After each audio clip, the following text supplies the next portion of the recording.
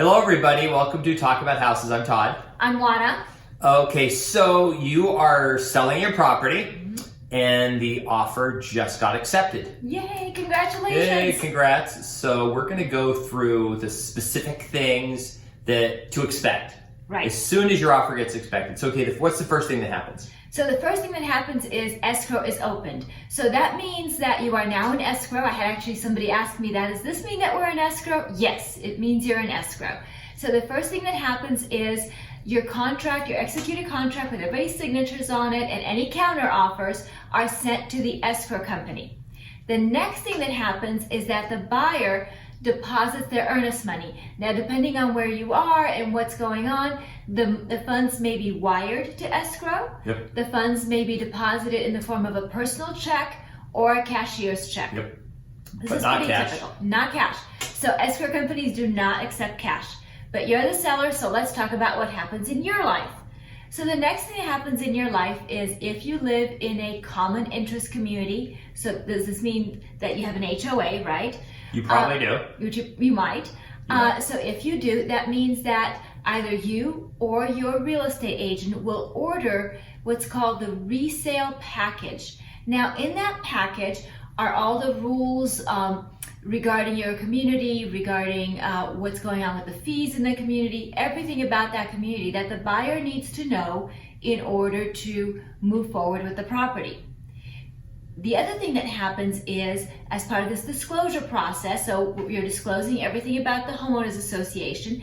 As part of the disclosure process, you will, you through your agent will disclose everything you know about the property. So in Nevada, it's called a seller's real property disclosure form. So what that means is it's this multi-page form where you're disclosing everything you know that's wrong with the property. And what that means is if you had a water leak 2 years ago but they repaired it all, you still disclose it. That's right. You don't do there was something wrong, but we fixed it. Put in there. Right. We had a leak, we fixed it, it was all repaired, this is where it was.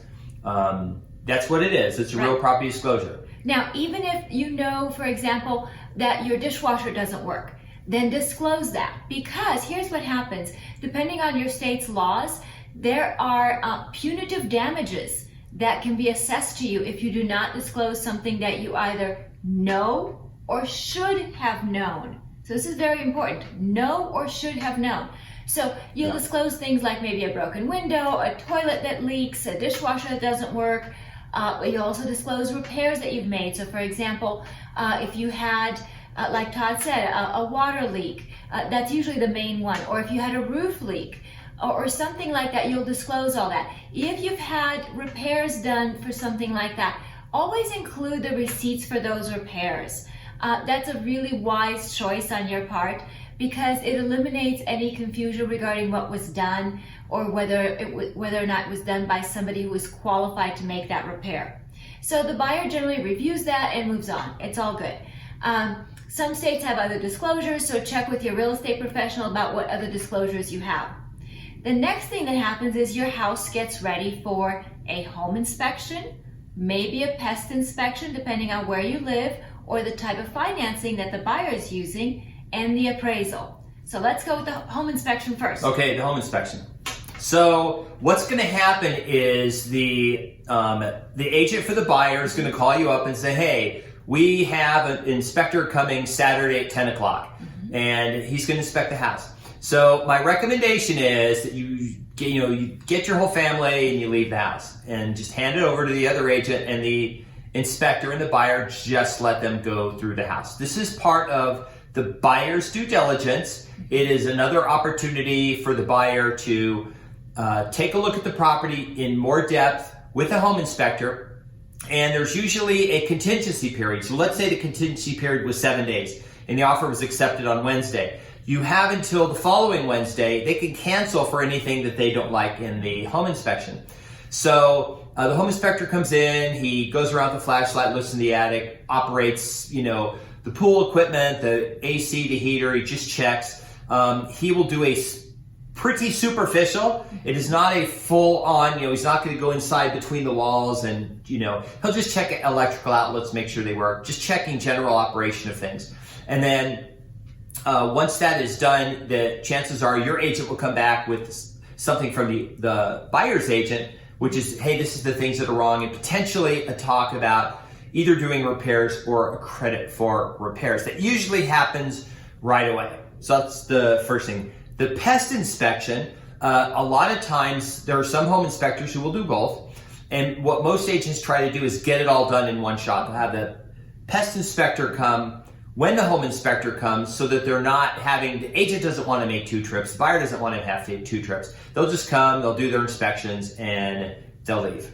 Right. So remember, these are all visual inspections. That means that no one's going to make holes in your walls or do anything invasive in your home. Okay, so please don't stress. Home inspections are easy. Part of the reason that as a listing agent, I don't want my seller there is because I don't want them chatting.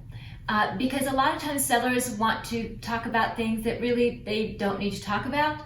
And we would like for the home inspector to do his job and not be distracted or anything. We just want everybody to do their job and get on down the road.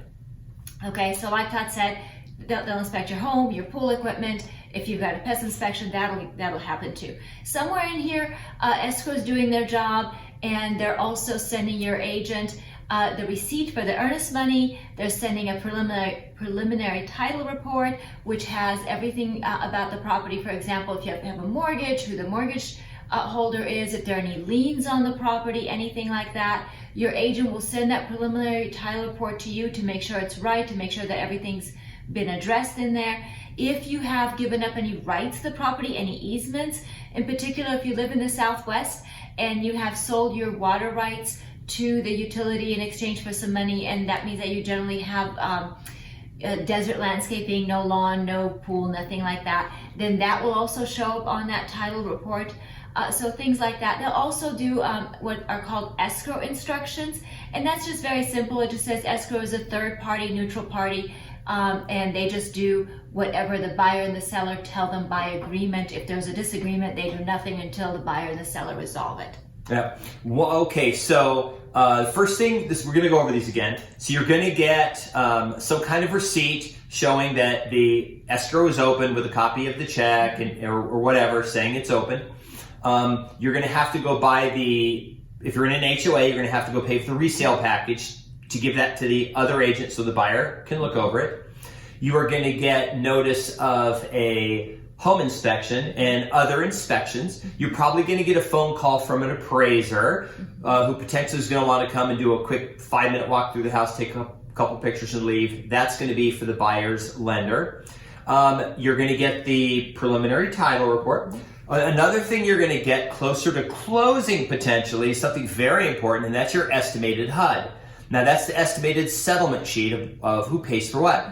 It's very important to go through that every line, because what is on there is what the escrow company thinks the buyer's paying for and the seller is paying for. So you have to make sure you go through that and look to make sure that what you agreed to in your contract is what is actually on that paper, because the title companies many times assume certain things are split or this or that, and they make these assumptions and sometimes they miss it. And if you don't catch it on the contract and it gets to closing and closes, it's going to be very difficult later on because you signed that thing saying it's correct. So if the buyer said, hey, we'll pay all of the escrow fees, and you say, oh, that's great, but then it's on the HUD that you split them 50-50 and you close that way, the escrow company's going to say, well, yeah, the contract said this, but then you signed the paperwork and you signed off on the HUD once saying it was correct.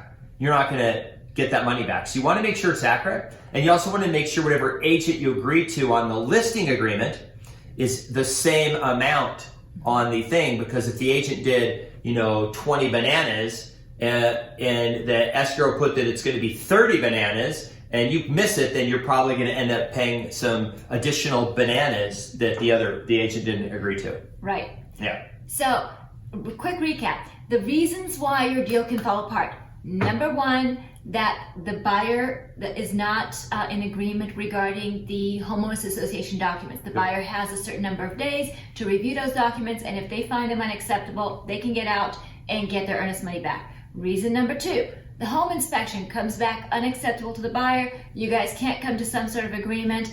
The buyer gets his earnest money back and he's gone. Reason number three, the appraisal. either the value is wrong or there are conditions, whatever it is, you and the buyer can't come to an agreement. The buyer gets his earnest money back and he's gone. Now, once the contingency for the HOA, for the inspections, and for the appraisal are gone, the only contingency left, if there's a loan involved, is the buyer's loan. Once the loan contingency expires as well, now that buyer is pretty much committed to you, and that buyer cannot get out of the deal usually without forfeiting their earnest money. You can't compel the buyer to buy the property, but if all the contingencies have been exhausted, you can possibly have the earnest money as liquidated damages. Yep. We hope it doesn't come to that. We hope your transaction closes, but that is a possibility. And like Todd said, make sure that you're reviewing that settlement statement. Just last week, I had a settlement statement that came back and they had the purchase price wrong. Yes, the purchase price was incorrect. And it was a good chunk of money. I think it was about $8,000 or $9,000 difference. So that's a good chunk of money. And that's a lot of times that happens because what's on that initial offer is different than what's on counteroffer 1, 2, or 3. Right. And like I said, sometimes the title companies, they just grab that offer, someone throws the information in, they don't look through the counteroffers and realize there was a negotiated some other thing, amount, purchase price or whatever. Right. The other thing is make sure that you're reviewing that settlement statement, like Todd said, for any deductions that are on your side. So for example, make sure that your mortgage is right. Make sure they don't have some other mortgage on there that isn't yours. Yep. Make sure that any concessions are accurate. So if you said, hey, Mr. Buyer, I'm not going to make those repairs, but here's $500, make sure it says $500 and not $5,000. Yeah. So whatever's on there, make sure it's very accurate. Your agent will go over that as well, but at the end of the day, this is your money, so make sure that you're looking out for your pocketbook. Oh, one more thing we didn't mention.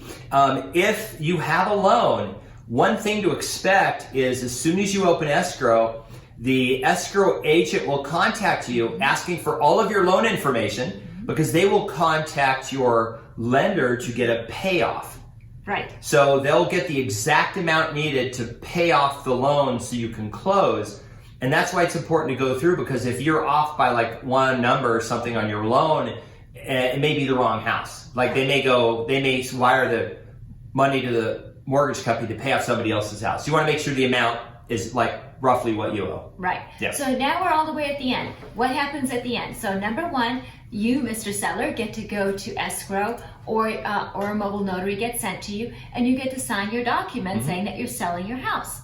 The next thing that happens is the buyer goes to sign as well, and they make arrangements to wire the balance of their down payment and for their lender to wire the loan money. Now, this is the very, very end. That's very important, and a lot of people don't know what happens at the super, super end. Well, I signed, the buyer signed. When do I actually have to get me out of the house? Very important question. So look at your contract. Most of the time, you have to be out of the house by the closing date. Yep. So that means you don't get to wait to see if it closes and then start the process of moving out. Right. Yeah, because the buyer's going to show up and say, I own the house, why are you still in it? Right. So sometime, usually 1 to 3 days before the close of escrow, the buyer will show up to do their final walkthrough. By that point, generally, you need to be out of the house. All your personal belongings, everything in the attic, in the garage, in the yard, in the shed, in every drawer in the house, everything needs to be gone. Yep. The utilities need to be on. So let me say that again. You're not in the house anymore. You still own the house. Your utilities need to be on for that final walkthrough. Okay, that's very important. So the buyer will do their final walkthrough, make sure that the house is in the same condition as it previously was, that you didn't all of a sudden remove doors or the dishwasher or something like that. See that your favorite ceiling fan, it's a fixture, not a personal property. Yes. Star rating, because you really liked it. Right. You installed it yourself personally, but it's a fixture, it's part of the house. Right. So we want to make sure that property is in the same condition. So you've signed, the buyer signed, the walkthrough has happened, the utilities were on, fantastic. Now what's going to happen is everybody's money goes to escrow. Escrow collects everybody's money. Escrow releases the file to be recorded. So that means that the documents go down to the county recorder and the ownership is changed. Once the ownership is changed, then you no longer own the house. The new buyer owns the house. And your funds will be sent to you. Now, they'll be sent to you however you made arrangements with escrow, either by wire or by check. And only after you no longer own the house and you have proof of that, may you do the following. Cancel your homeowner's insurance. Yep. Very important. Turn off the utilities. You don't pay for them anymore. Yay! Yep. And then sometime within the next about 30, 45 days, you will get a check in the mail from your lender for any leftover money from your impound account if you had one. So this is the account out of which they pay your homeowner's insurance, they pay your taxes, things like that. So you'll get a little extra check. The other thing that happens is usually a couple weeks after escrow, you may get another disbursement from escrow of any final money. It's usually a very small amount, if anything. It's usually something like $60 that they had kept as a pad in case they had to record any extra documents on your behalf or something like that. But that's pretty much what you can expect from the seller's perspective. We hope that you had a good transaction and that you sold your house, you closed on it, and you moved on with your life. Yep. If you liked the video, please subscribe, hit the notification bell. If you have any questions, you can put them down there in the comments. And thanks for watching. Oh, last but not least, hey, don't forget, let all your friends, relatives, everybody know about your new change of address, and do your change of address with the post office. And on eBay and all those other sites, because when we moved into our home, we were getting sent stuff from other people because they would order it on eBay, the previous seller, not realizing you had the old address and it was coming to our house. We're like, what is all this stuff? And this went on. Amazon, etc. Yeah, this went on for like 5 years. Yeah, okay? So make sure you change your address everywhere. Yes, change your address everywhere. In particular, change your address with all your insurance companies, because remember, your premiums are based on your zip code. So your employer, because you'll get your tax documents right, your driver's license, all that good stuff. Remember to change your address. Yep. All right. Bye. Bye.